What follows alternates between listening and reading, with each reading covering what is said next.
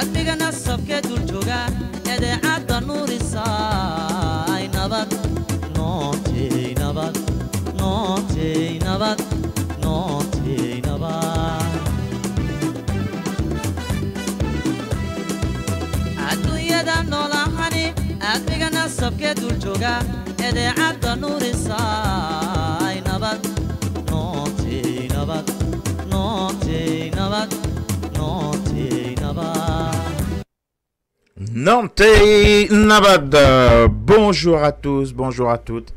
Extrêmement heureux, extrêmement fier de vous retrouver pour cette nouvelle saison 2018-2019 de Nabad Nantes.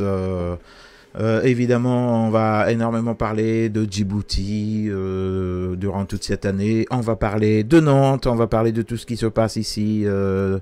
Et cette année, comme d'habitude, nous avons donc un nouveau parrain que je vous présente ici et qui s'appelle Monsieur Peter Lema. Peter, bonjour.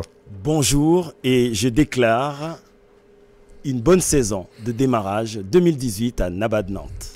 Merci. Voilà donc notre nouveau parrain et invité très très spécial.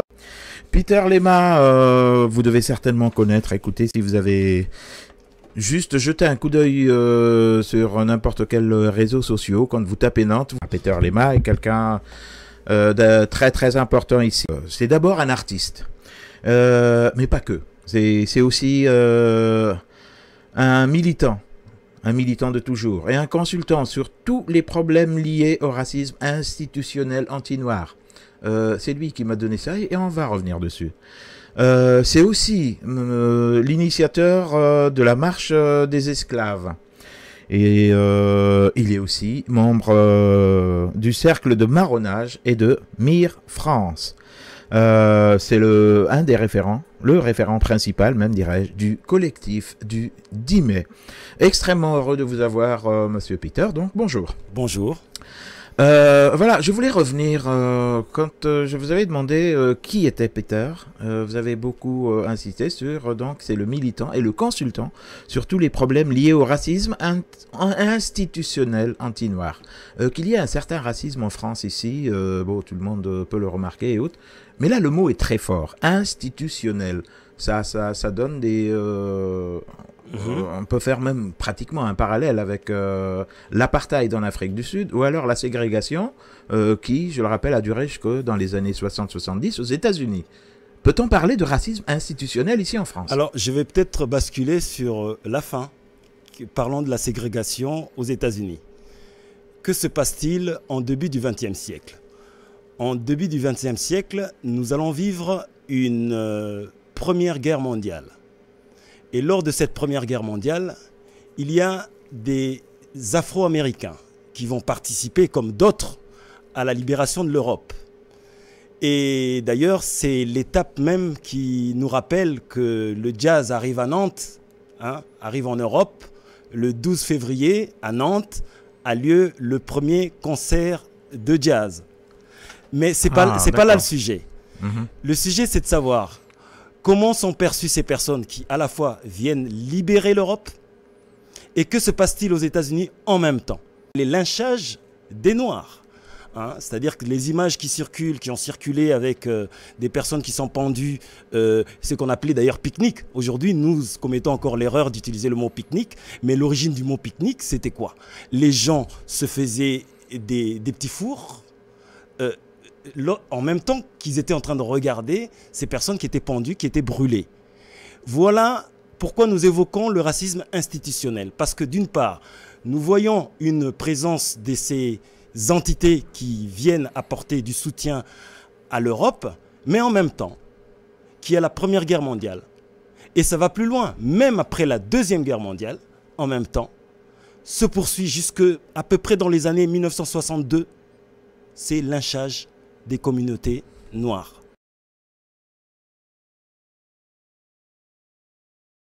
Pour être un être humain en droit, il faut bénéficier de 3 éléments.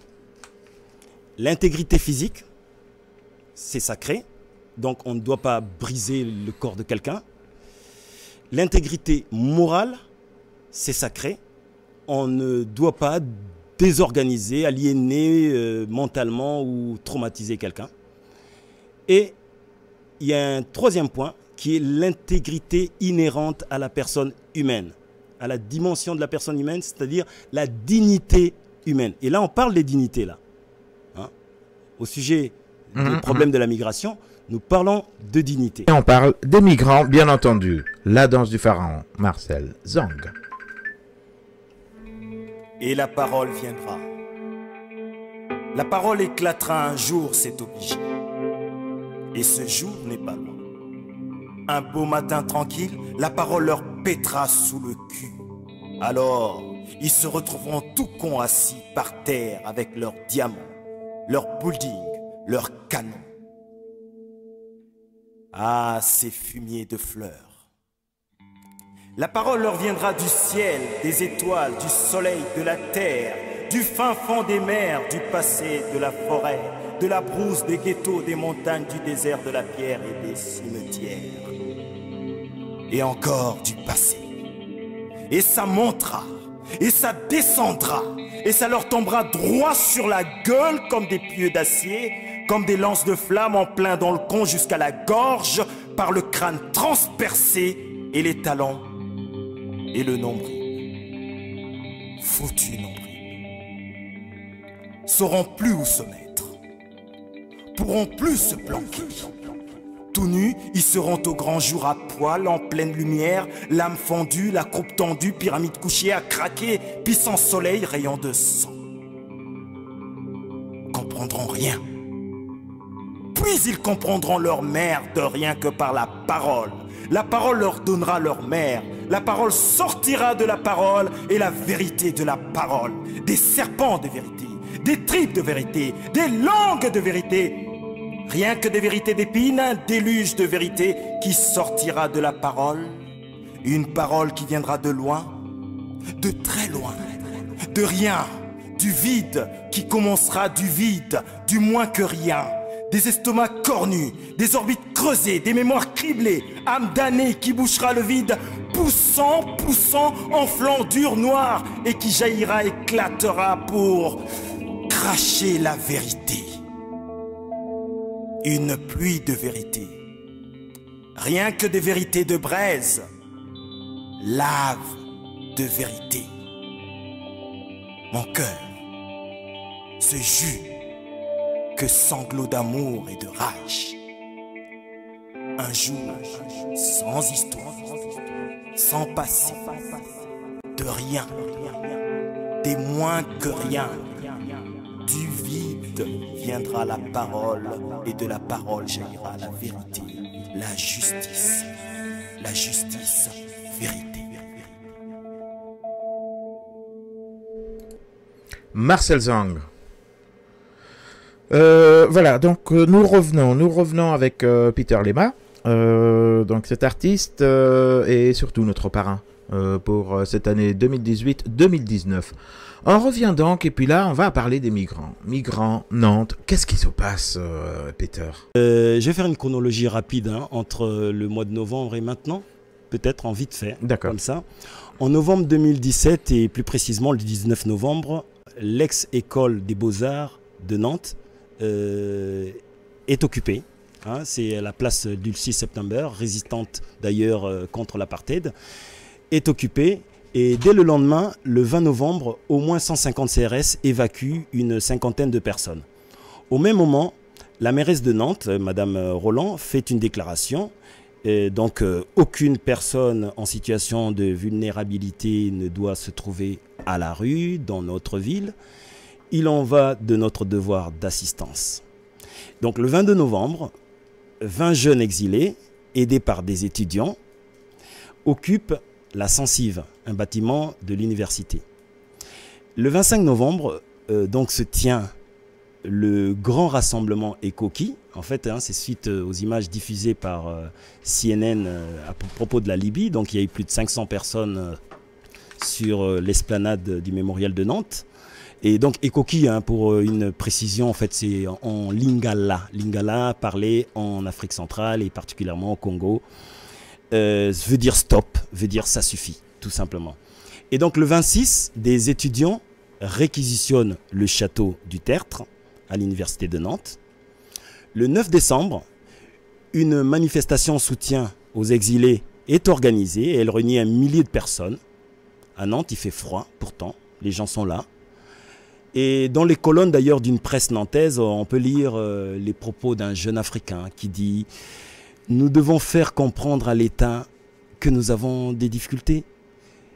Nous les surmontons grâce à des gens bien. » Les gens bien, c'est les mêmes dont on parle. Hein. C'est ceux-là qui font partie de l'appel d'air, c'est ceux-là qui font partie de l'autre cantine, c'est ceux-là qui font partie des différentes organisations, que ce soit Afrique Loire, Nara, Nature et Compost, Collectif des Migrants. En fait, il y en a plein, plein, plein. Il y a même des sites et tout. Donc, ils parlent des gens bien.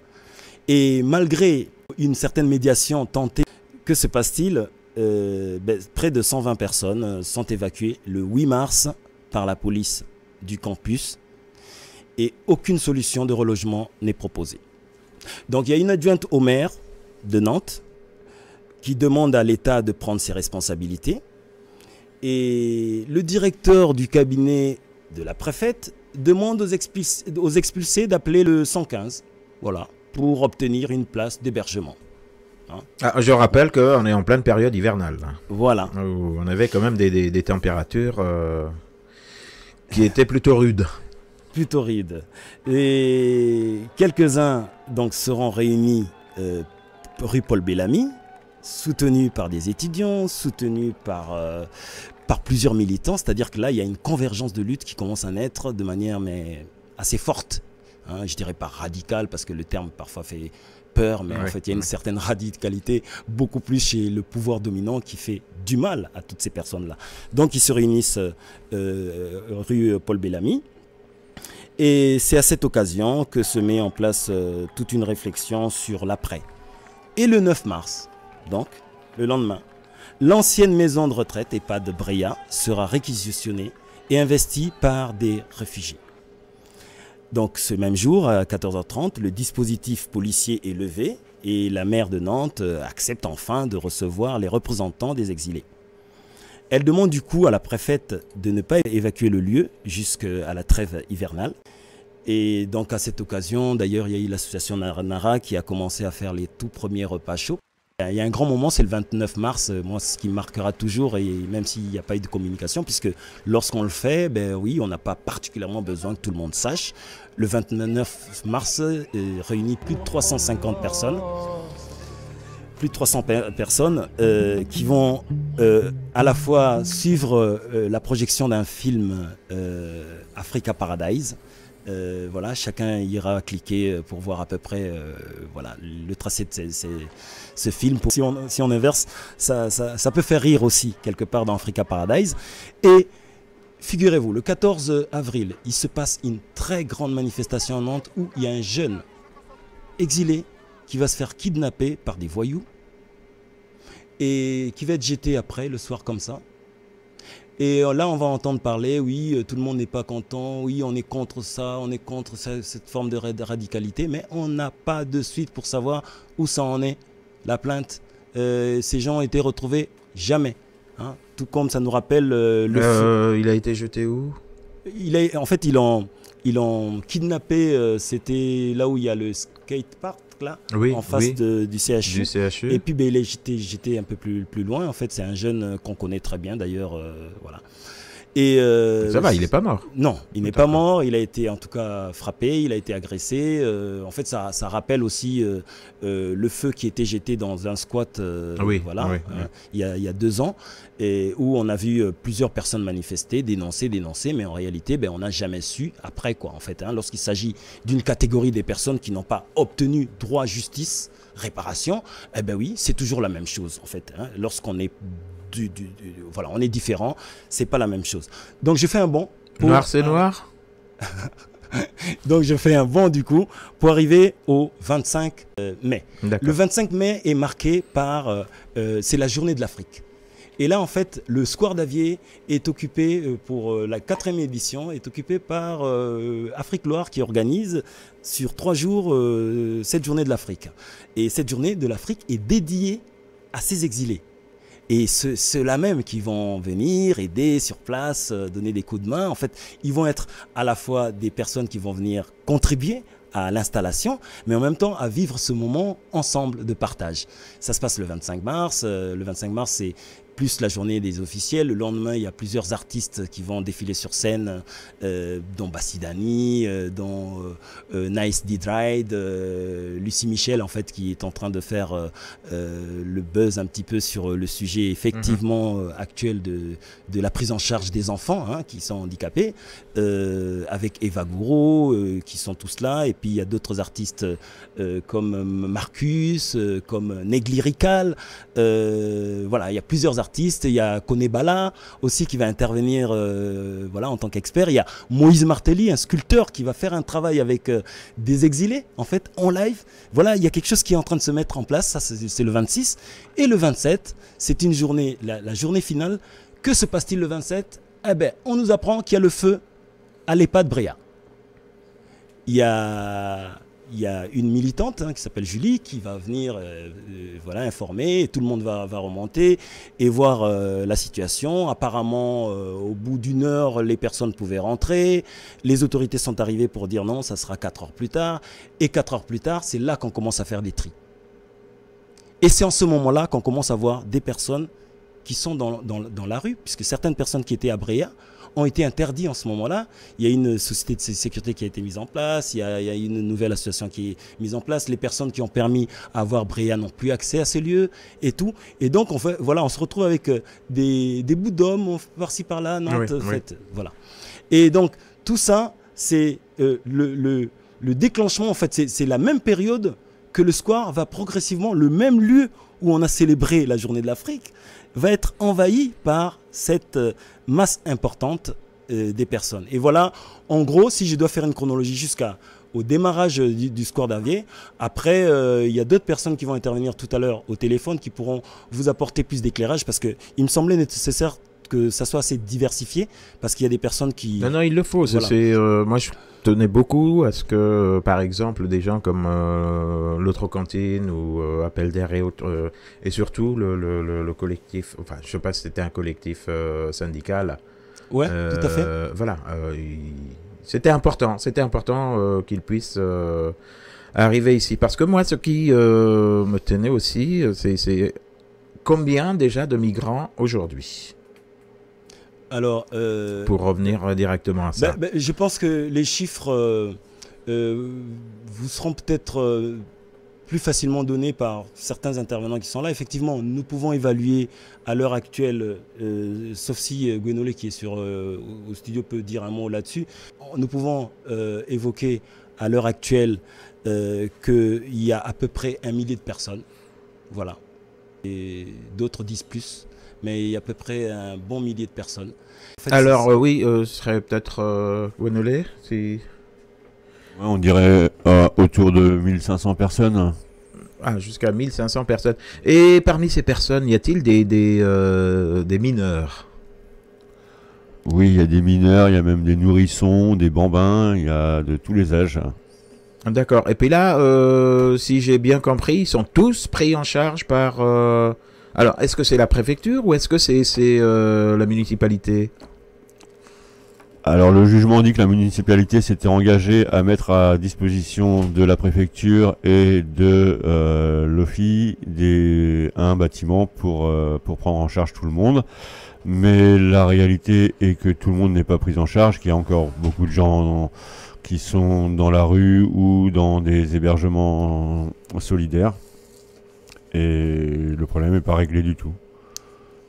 Ah, d'accord, parce que pour le simple kidam comme moi, comme n'importe qui d'ailleurs ici à Nantes, on a vu que tout le monde était hébergé actuellement dans des gymnases. Et quand je dis tout le monde, c'est bien marqué avec tout le monde. Non, c'est abusif. Il y a des personnes qui ont été empêchées d'accéder au bus qui emmenait au gymnase. Il y a des personnes qui ne sont pas acceptées dans les gymnases et et encore plein de personnes qui dorment un petit peu partout, dans les rues et dans les bosquets qu'on peut trouver dans cette ville. D'accord. Oui, là ça commence quand même à faire bien. Je veux dire, jusqu'à maintenant, on peut dire, bon, le temps continue à être clément, entre parenthèses. Et bientôt on rentrera, je pense, dans le dur de l'automne avec les pluies, Et vous pensez donc que d'ici là, rien ne sera fait, ni côté préfecture, ni côté municipalité? Moi, ce que je crains surtout, c'est que ce qui puisse être fait, ce soit pire que ce qui existe déjà, c'est-à-dire que ce soit des renvois hors de France et voire hors d'Europe, des interpellations et des choses comme ça. En tout cas, il n'y a pas grand-chose qui se profile de positif dans ce qui est proposé par la mairie et la préfecture. D'accord. Bon, bah écoutez, ça n'augure rien de bon dans tout ça, malheureusement. Peter, juste une petite chose, donc 1500 personnes actuellement, donc il n'y a rien de tangible. La ville de Nantes est quand même riche. Ouais, mais On n'est pas arrivé à trouver, sincèrement. on va certainement revenir sur les chiffres et puis on va avoir les contributions des uns et des autres. Nous sommes en train de vivre un problème qui n'est pas que nantais, hein. C'est un problème qui n'est pas que national, qui est même, je dirais, européen, national. Mais effectivement, si nous on évoque les sujets ici à Nantes, c'est parce que chaque espace de vie est censé agir avec une certaine militance. Et c'est la raison pour laquelle les militants nantais essaient de pousser les choses à leur manière. Il est vrai que, oui, certaines autorités ont peur. L'exigence de la militance nantaise va jusqu'à quoi? Lors de la toute dernière évacuation en fait, du square d'Avier, les personnes demandent quoi? Voilà, pendant plus de 2 mois et demi, 3 mois et demi, que nous accompagnons ces personnes. Et en règle générale, lorsqu'il y a une évacuation, nous n'avons plus accès, nous ne pouvons même plus avoir des contacts avec ces personnes-là. Alors cette fois-ci, nous, on aimerait savoir qu'est-ce que vous allez faire des Dublinés et des OQTF? Voilà une question. Alors, pour nos auditeurs, OQTF, qu'est-ce que c'est? Dubliné, qu'est-ce que c'est, s'il vous plaît?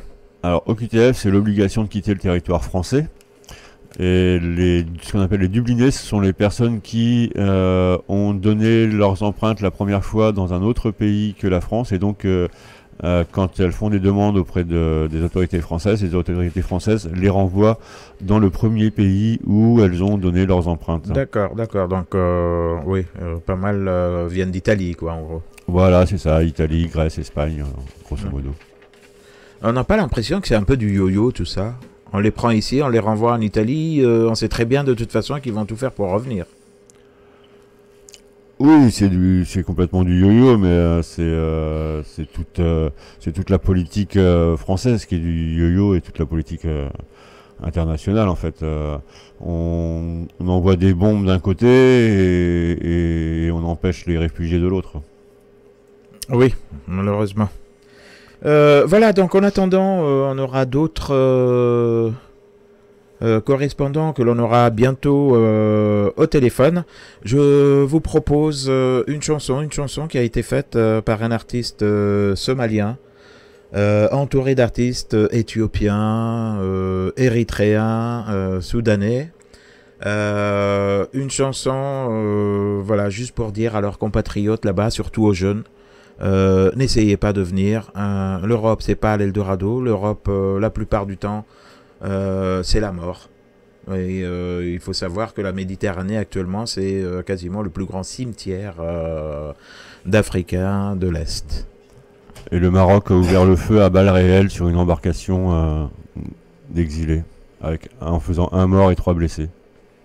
D'accord, excellente façon d'accueillir, de juste respecter l'humanité, n'est-ce pas? Merci. Donc, cette chanson-là s'appelle Tahrib. Et ça vient d'un artiste donc somali qui s'appelle Ar Manta.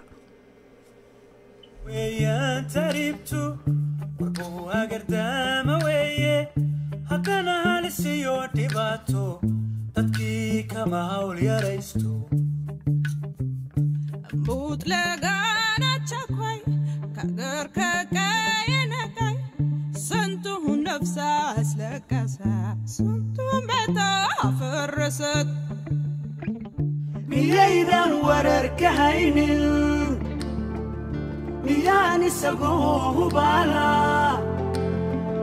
miyaan dhalinyaro helaynin miyaan usoo sheegin taguzo taguzo taguzo agun tasfaizo taguzo taguzo taguzo agun tasfaizo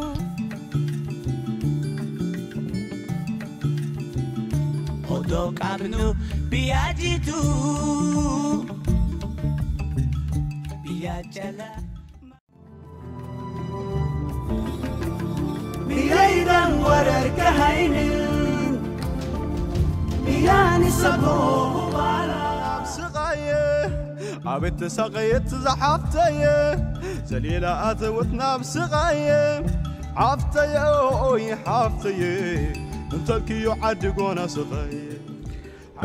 Excusez-nous, donc on va interrompre cette chanson. On a quelqu'un au téléphone, Monsieur François Prochasson, un des membres du collectif de soutien aux migrants et qui va donc nous parler de cette réalité bien triste. Allô, allô, est-ce que vous nous entendez? Allô? Allô, allô, vous nous entendez? Oui, bonjour, très bien. Oui, parfait. Bonjour François.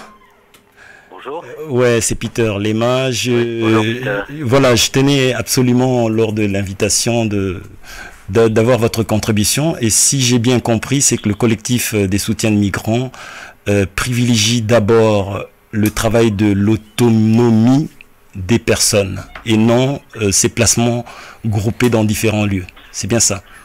Oui, voilà.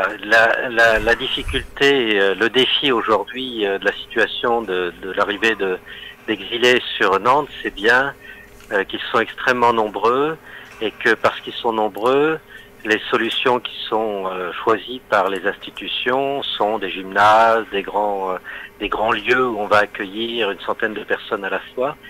Et pour nous, c'est toujours très bien de mettre les gens à l'abri, mais en même temps, la dimension humaine de cette mise à l'abri est très difficile à appréhender parce que ce sont des personnes meurtries qui ont vécu des choses terribles et qui ont besoin, en arrivant dans un pays inconnu, d'avoir un contact humain, enfin voilà, de se sentir accueillis chaleureusement et d'apprendre à vivre dans ce pays où ils viennent se réfugier.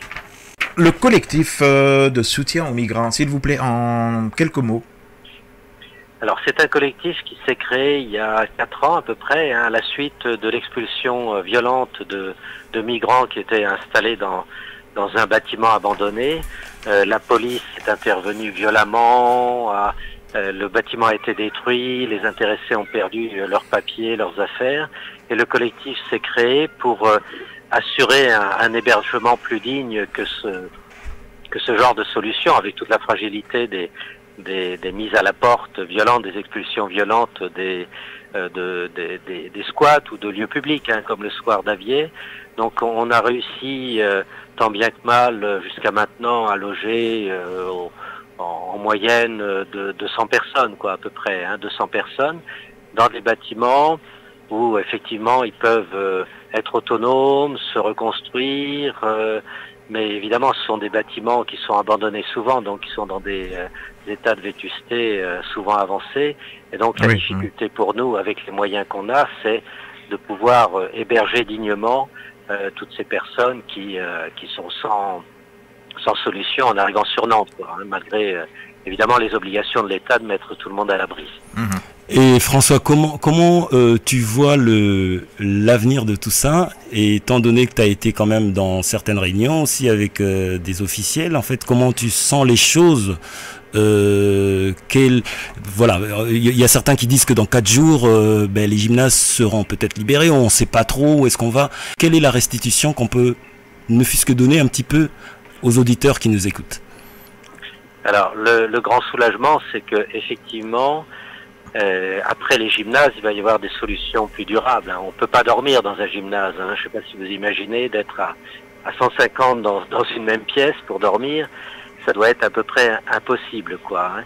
Donc très vite trouver d'autres solutions dans des petites unités, au maximum 2 personnes, 3 personnes par chambre, pour voilà, trouver un peu d'intimité et vivre en attendant en général les convocations administratives, hein, pour préparer les papiers de réfugiés, quoi. Hein. Donc c'est un peu la situation qui va se mettre en place progressivement. Pour l'instant, on a le sentiment que on va passer par l'utilisation de colonies de vacances qui sont vides parce que l'été est fini. Oui, oui. Donc c'est une solution de mise à l'abri qui est bien pour les personnes, mais qui les isole, les éloigne de la ville où ils ont à traiter leurs dossiers. C'est une solution où ils vont vivre très nombreux dans les mêmes bâtiments avec sans doute des professionnels, des travailleurs sociaux, hein, qui vont les accompagner. C'est une solution où ils pourront sans doute pas faire leur cuisine individuellement ou en petite équipe, hein, comme ça se pratique dans les lieux qu'on gère nous-mêmes. Donc il va manquer évidemment une dimension qui est l'autonomie. Et parallèlement, il y a des élus des communes rurales ou même de l'agglomération. C'est des territoires 44 Voilà, territoire 44, qui veulent proposer des solutions humainement bien plus intéressantes. Hein. Et hier, j'étais à l'invitation du maire de Tréfieux, hein, qui est une commune au nord du département, pour discuter avec les habitants de Tréfieux et du secteur, à voir comment organiser l'accueil de quelques migrants, peut-être une dizaine, hein, qui pourraient s'installer sur le territoire communal. Alors, inconvénient, bon, ils sont loin des transports, donc s'il y a des démarches administratives à faire, c'est un peu compliqué. Avantage, c'est qu'ils seront accompagnés par des habitants décidés à prendre leur part, hein, devant ce défi qu'est l'immigration de ces dernières années. Et on imagine bien que pourront se construire des liens très chaleureux qui vont les aider à se reconstruire eux-mêmes, quoi, et préparer leur avenir, peut-être même accéder très rapidement à un travail, bien sûr, professionnel. Oui. Voilà, et en tout cas dans un environnement qui ne sera pas impersonnel, anonyme, comme ça peut l'être dans une colonie de vacances où voilà, il n'y a pas cette capacité, même si souvent il y a des collectifs, hein, qui se mettent en place. Bien sûr. Il n'y a pas cette capacité à accompagner presque individuellement chaque personne. Quoi. D'accord. Écoutez, merci beaucoup Eh bien, je vous en prie. D'avoir bien voulu répondre présent donc pour cette émission-là. Je rappelle donc Monsieur François Prochasson du collectif de soutien aux migrants. Merci énormément. Voilà. À bientôt. Au revoir. Au revoir. Ouais, je voulais poser une question à Gwenolé qui est ici. Oui. Qui, je crois, est arrivé à Nantes le 14 juillet. En fait, sur le square d'Avier. Oui. Ouais. Et en fait, quels sont les éléments qui t'ont poussé à venir sur place et pourquoi square d'Avier? Alors, je suis un animal humain. Activiste révolutionnaire, communiste, libertaire, antispéciste d'Action Directe, et je suis arrivé sur le square d'Avier le 14 juillet suite à une alerte antifasciste, parce qu'il y avait des bruits qui couraient comme quoi il y avait des personnes qui voulaient attaquer le camp du square d'Avier. Voilà. Pour moi, je suis donc militant révolutionnaire prolétarien, et pour moi le prolétariat aujourd'hui, c'est principalement les animaux non humains qui sont les premières victimes du capital, et ensuite toutes les populations qui sont exploitées, les populations qui viennent des pays appauvris par le capitalisme. Et pour moi, c'est dans ces populations-là que les forces et les solutions révolutionnaires naissent. Et c'est pour ça que je suis rester sur le square d'Avier et aux côtés des personnes déplacées. Vous êtes directement resté avec eux ou vous avez été logé à Nantes? Comment ça s'est passé? Non, je suis resté sur le square d'Avier parce que c'est là où les choses se passent et là où les choses se vivent. Et c'est là où on doit trouver les solutions à partir directement du vécu et des besoins des personnes déplacées. Quand j'entends certaines personnes parler et proposer des solutions toutes faites pour ces personnes sans même leur poser la question de savoir ce que ces personnes veulent, moi ça me choque. Et voilà, du coup c'est comme ça qu'est née et s'est développée l'idée de l'appel d'air, donc association de fait et d'action directe déclarée sur la voie publique, c'est-à-dire répondre aux besoins exprimés par les populations concernées et pas poser sur certaines populations des besoins qui ne seraient pas des besoins réels. Juste, ne serait-ce pas une petite provocation de votre part d'avoir appelé votre collectif, je ne sais pas comment l'appeler, appel d'air, puisque là, j'entends parler les gens de droite, pour eux, justement, un appel d'air est quelque chose d'affreux, il faut surtout pas qu'il y ait cet appel d'air, sinon on serait submergé par une masse de migrants absolument extraordinaire. Et tant mieux. Il y a un slogan des années 80, je pense, qui disait immigrés, ne nous laissez pas seuls avec les Français. La France consomme 4 planètes actuellement,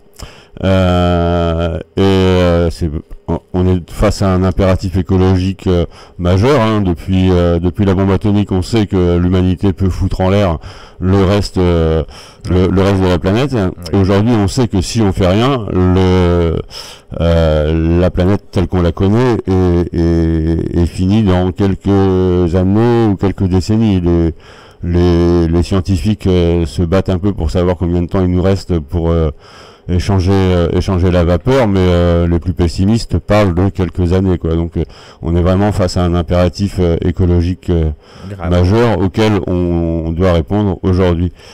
Et effectivement, les populations appauvries par le capitalisme viennent de pays où on consomme moins d'une planète, et donc les solutions de survie, parce que c'est de la survie dont il s'agit, à mon sens, viendront de ces populations-là qui savent encore vivre sans consommer plus de planètes qu'on en a. Voilà, du coup, pour moi, c'est un impératif éthique, politique et écologique de lutter aux côtés des personnes exilées et de faire respecter la dignité des personnes. Et quand je parle de dignité des personnes, je parle des personnes humaines et des personnes non humaines. Parce que pour moi, le spécisme est un des fondements du capitalisme qui permet d'exploiter autrui, son corps et ses productions. Écoute, merci beaucoup de toutes ces précisions. Et alors, juste une dernière question comme ça, rapide. Qu'est-ce que ça va donner? Qu'est-ce que ça va donner? Un joyeux bordel, j'espère bien.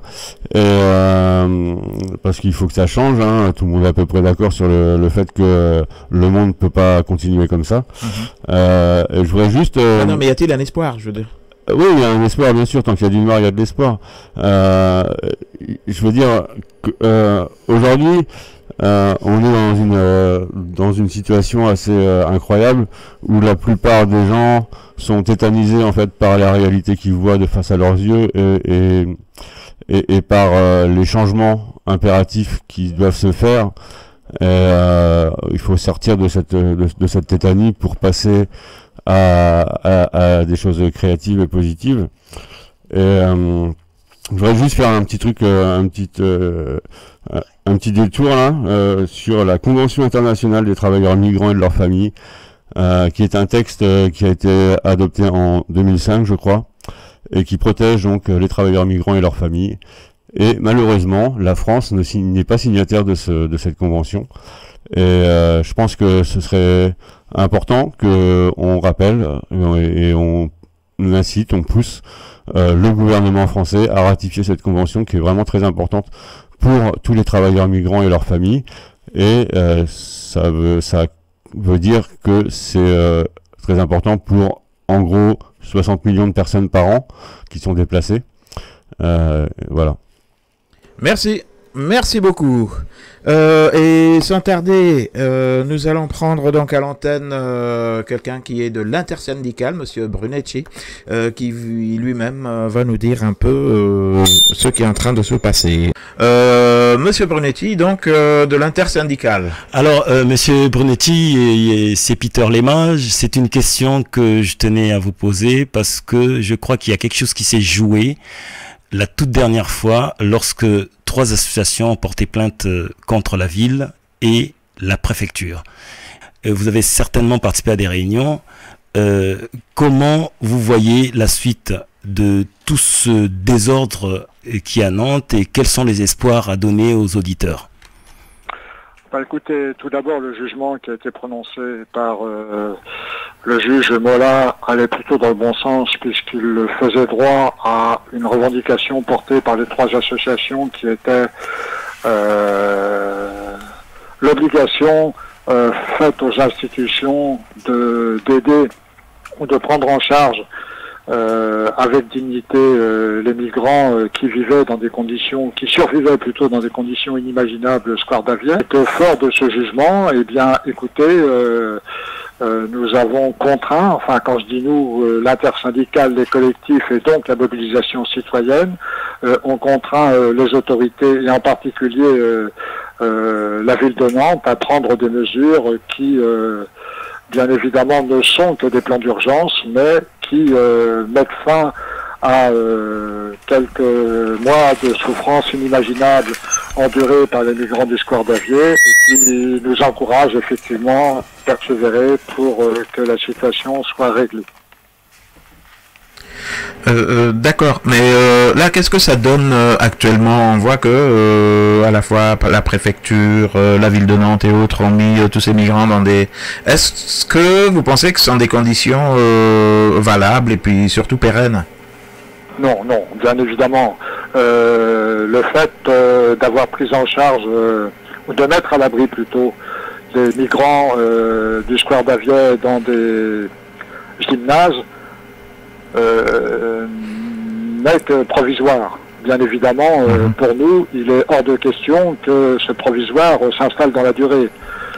Parce qu'on sait très bien que vivre dans un gymnase, même s'il y a l'aide alimentaire, des douches, l'accès aux soins, n'est pas vivre dans un logement. Et donc, nous considérons, quant à nous, que ce ne sont que des solutions temporaires et que, bien évidemment, nous serons vigilants à l'exécution de la seconde phase qui consiste à réorienter les migrants actuellement pris en charge de manière temporaire dans des gymnases vers des logements plus pérennes. Alors, Monsieur Bonetti, bon, après c'est ça, chacun peut son vocabulaire. J'ai du mal avec le mot migrant. J'utilise souvent exilé ou réfugié, parce qu'effectivement, ouais, aujourd'hui encore, on peut se dire, bah tiens, il y a un Polonais qui va venir s'installer à Nantes. Est-ce qu'on le considère comme un migrant? En fait, quelle est cette fabrication? En fait, pour moi, migrant, c'est un peu comme on a fabriqué l'esclave. Qu'est-ce qui fait que les autorités empêchent les personnes qui ont accompagné ces différentes ces différentes souffrances pendant des mois les empêchent d'avoir accès à certains lieux? C'est quand même des personnes qui les connaissent mieux, non? Oui. Eh ben justement, nous ne comprenons pas. Ce qui les empêche, c'est sûrement la volonté, effectivement, d'avoir un contrôle total sur cette prise en charge, selon des critères qui sont les leurs, et que nous ne partageons pas par ailleurs, de ces exilés. Effectivement, le terme est beaucoup plus adapté que le terme de migrant qui a une connotation péjorative. Et donc, nous, souhaitons, et c'est la raison pour laquelle nous sommes inscrits dans le comité de suivi qui a été mis en place sous l'égide de la municipalité, que les associations puissent avoir libre accès effectivement à ces logements d'urgence ou à ces hébergements d'urgence qui vont suivre la mise à l'abri dans les gymnases. Et donc nous souhaitons que ces associations effectivement puissent continuer leur travail sans aucune entrave de quelque manière que ce soit par les autorités, que ce soit la préfecture qui pour l'instant effectivement n'a pas fait grand-chose et a opposé une fin de non-recevoir à des demandes de rencontres réitérées de la part des collectifs et de l'intersyndicale, ou que ce soit de la part de la mairie qui, elle, nous a rencontrés à plusieurs reprises, mais avec lesquelles, effectivement, un certain nombre de points restent à régler. D'accord, mais pensez-vous qu'il y a assez de logements?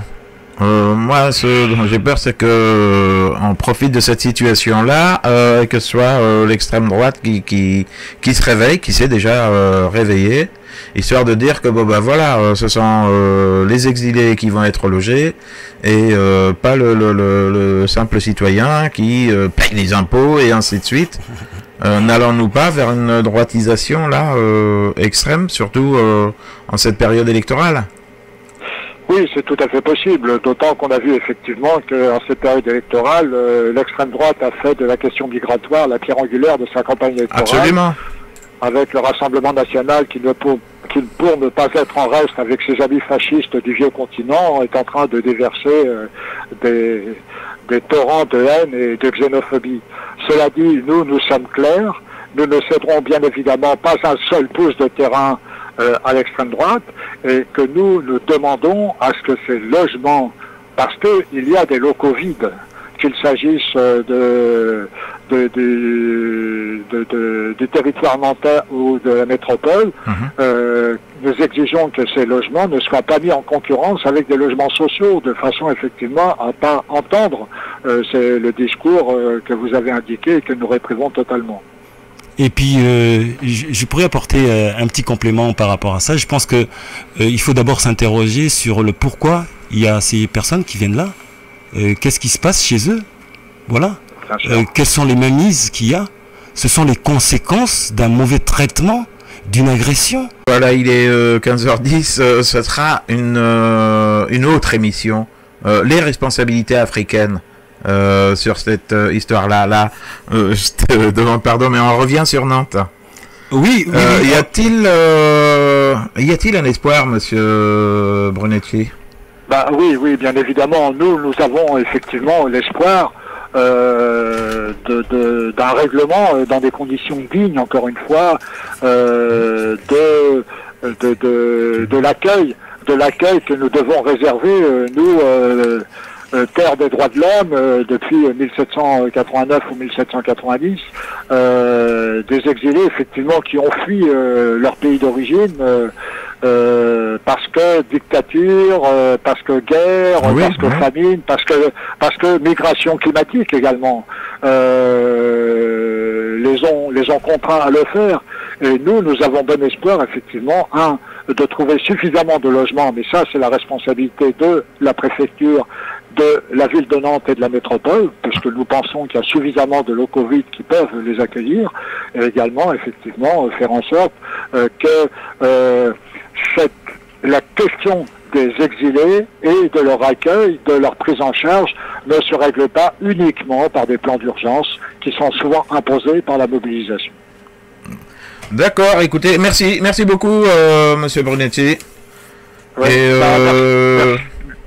oui. Je me permets de préciser, c'est Brunacci, B-R-U-N-A-2-C-I, Jean. Ah, d'accord. Désolé d'avoir écorché votre nom. C'est pas grave. Et de toute façon, je pense que on sera appelé à vous rappeler. C'est une question qui demeurera et je serai heureux aussi de vous recevoir, donc comme je disais, dans une autre émission où là on va parler des responsabilités africaines. Monsieur Absolument, Peter. je suis tout à fait prêt, d'autant que je suis père de 3 enfants malgaches, donc je connais un peu la situation en Afrique. Ah bien, c'est la mer Rouge. Merci beaucoup. Allez, au revoir. Voilà donc Monsieur Brunacci de l'intersyndicale, et comme vous avez entendu, Voilà, la situation est bon. C'est un tout petit peu tassé, je veux dire, il y a un léger mieux, mais pour combien de temps encore, là, on ne le sait pas. On s'était arrêté avec la chanson Tahrib Dangerous Crossing. On va continuer là-dessus jusqu'à notre prochain invité qui sera Julie. Je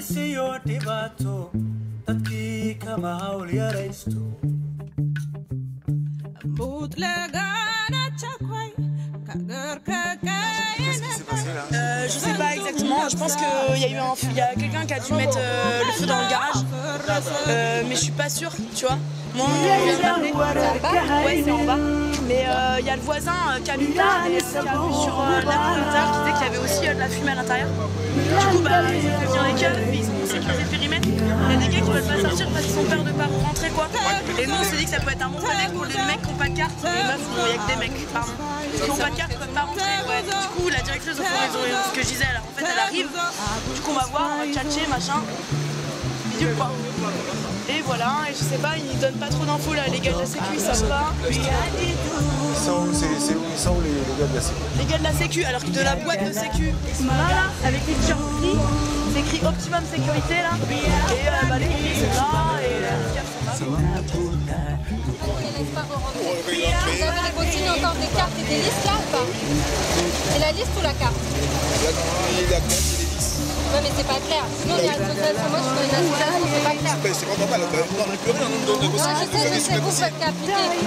Mais c'est vrai que les consignes, elles sont pas très claires. Il y a des gens qui sont là depuis longtemps, ils n'ont pas la carte, ils sont pas sur la liste. Donc, c'est pas. C'est normal qu'ils se protègent, mais il ne faut pas que leur vie elle soit en danger non plus. T'as un stylo?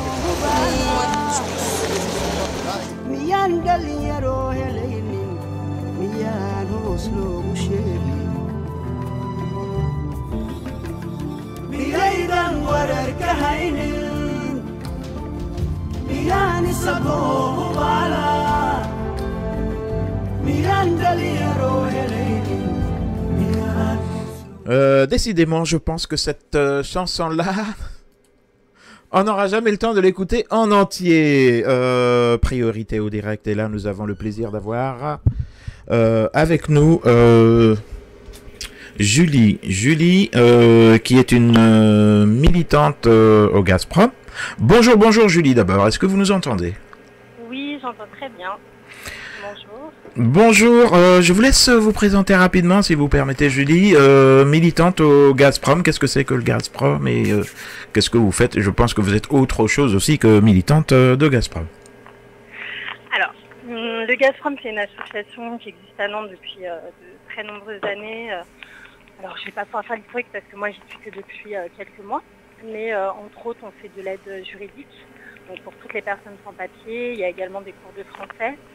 Et puis, voilà, certaines actions, participation à des actions militantes régionales et nationales sur la question des personnes qui n'ont pas de papier. La spécificité du Gazprom, c'est vraiment la volonté qui est un accueil pour tous, des papiers pour tous et voilà, un droit au logement pour tous.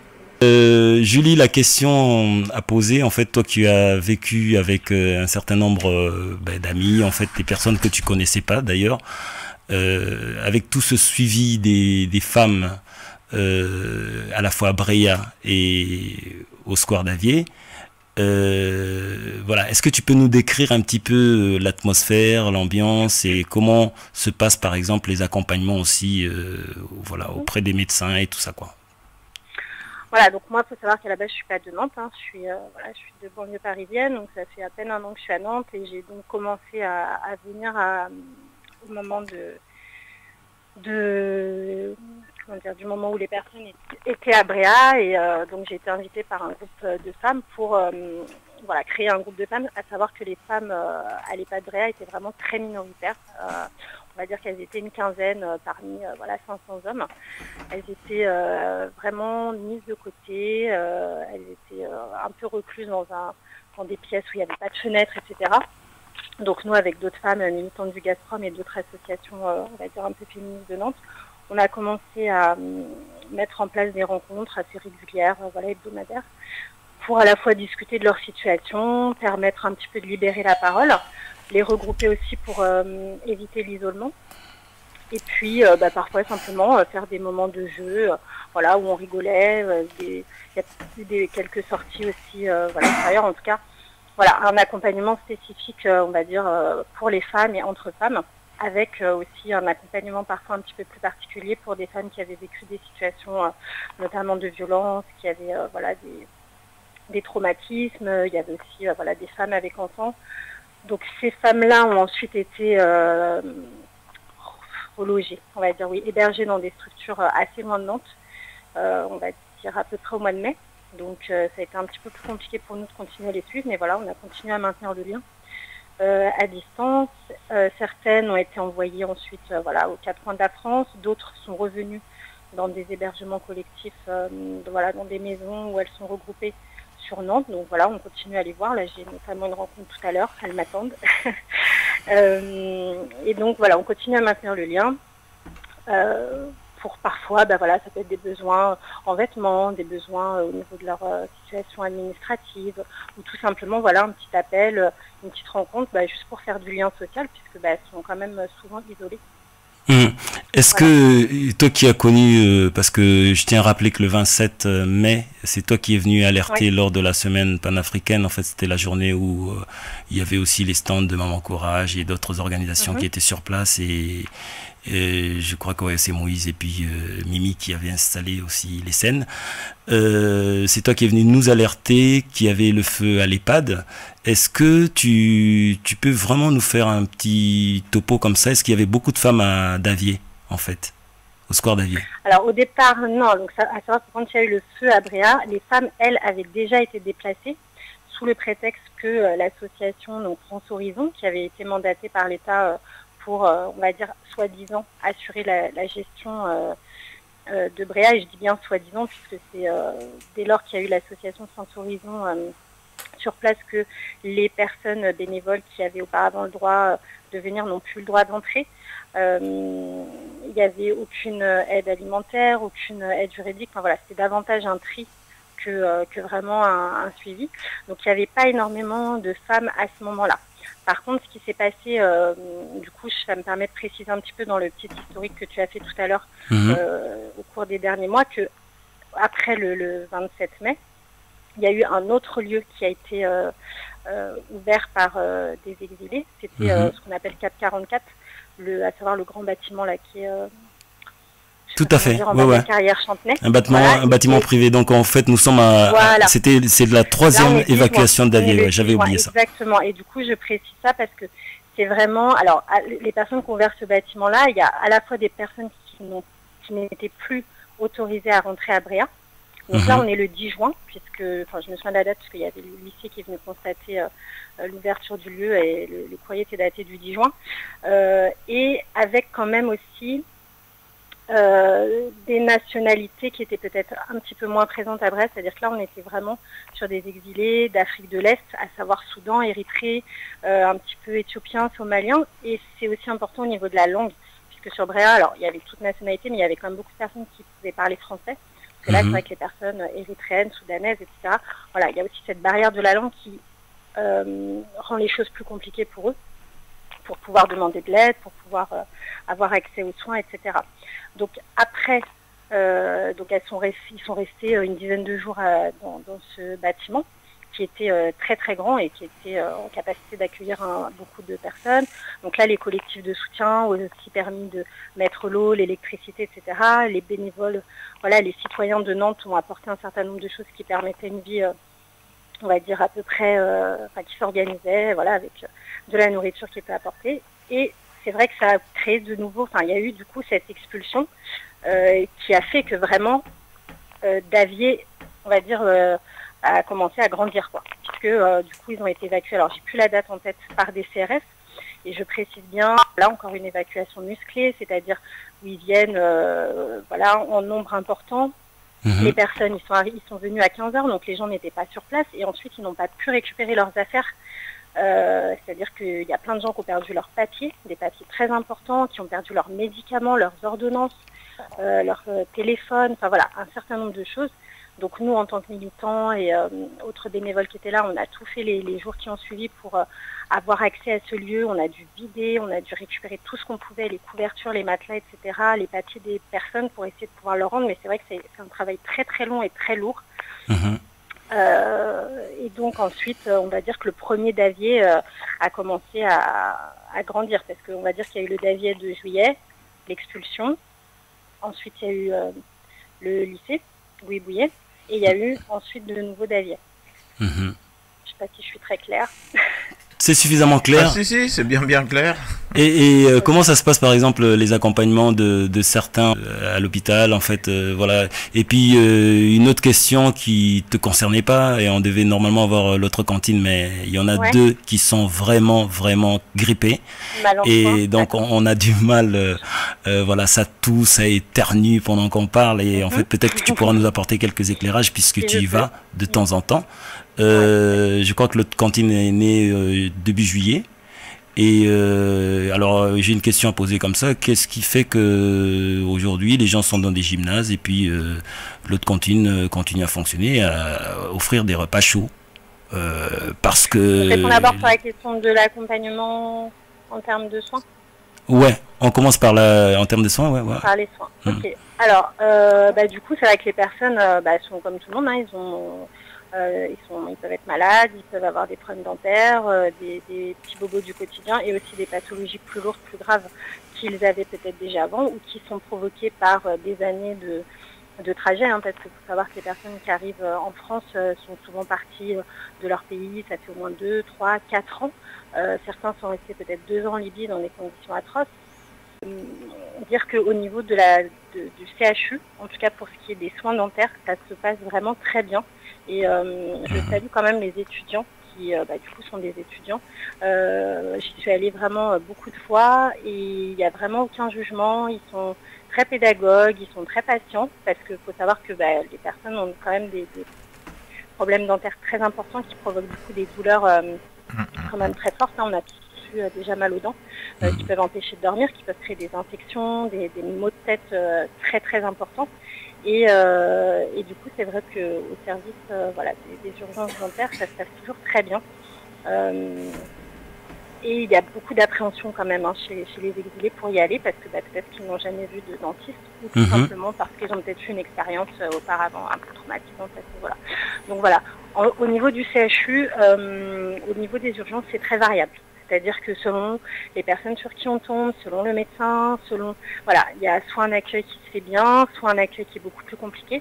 À savoir qu'on a quand même les coordonnées du syndicat CGT de l'hôpital qui sont venus à notre rencontre au mois de juillet sur le Square d'Avier pour nous donner vraiment des numéros en cas de problème à l'hôpital, c'est-à-dire s'il y a un refus de soins, un refus d'accueil, ne pas hésiter à les contacter. Effectivement, voilà. il faut continuer à les soutenir parce que on les a rencontrés aussi et certaines d'ailleurs une des sœurs que j'ai interviewées à ce sujet a bien précisé qu'il y avait de la nourriture qui était jetée et que la CGT avait écrit aux plus hautes autorités de l'hôpital qui préfèrent encore jeter de la nourriture que plutôt que de donner à Davier, alors que lorsqu'on ouvre les fenêtres, on voit du CHU. On va finir l'émission justement par cette question. Les autorités ne sont pas en mesure d'offrir quelque chose de chaud en fait à ces différentes personnes, et c'est la raison pour laquelle l'autre cantine continue et doit continuer. Alors moi, je suis pas, je suis allée à un certain nombre de fois à l'autre cantine. Maintenant, je fais pas partie des personnes qui sont le plus présentes, même si je connais bien les personnes qui sont à l'initiative de ce beau projet. Alors, est-ce qu'ils ne peuvent pas? Je pense surtout qu'ils ne veulent pas. Pour avoir échangé quand même aussi avec les personnes de la Croix-Rouge les premiers jours où ils se sont installés, parce que c'est eux qui avaient été mandatés au mois de juillet pour fournir un repas. C'est vrai que nous on s'est posé la question quand on a vu que ça allait être, que c'était des sandwichs froids, hein, donc je précise le repas, c'est donc 2 clubs sandwich, emballés, un petit paquet de chips, une petite bouteille d'eau, éventuellement un fruit, banane, pomme et un café ou un thé. Voilà, donc ça tous les jours pendant des semaines. Je ne sais pas qui humainement peut se nourrir de ça, ne serait-ce que c'est pas nourrissant, c'est répétitif et c'est pas très très bon, ne serait-ce que pour la santé.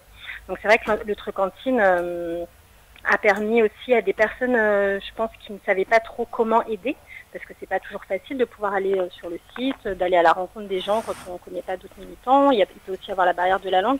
Du coup, ça a permis à plein de gens de pouvoir s'investir pour cuisiner, parce que c'est quand même pas rien de préparer 500 repas par jour, et puis des repas, vraiment ce qu'on appelle des repas avec des légumes frais, des légumes qui sont épluchés, du riz, de la semoule, des salades de fruits, enfin voilà, grâce à plein de dons, en fait, de dons de différentes associations, particuliers, etc., qui permettent de faire vivre ce projet.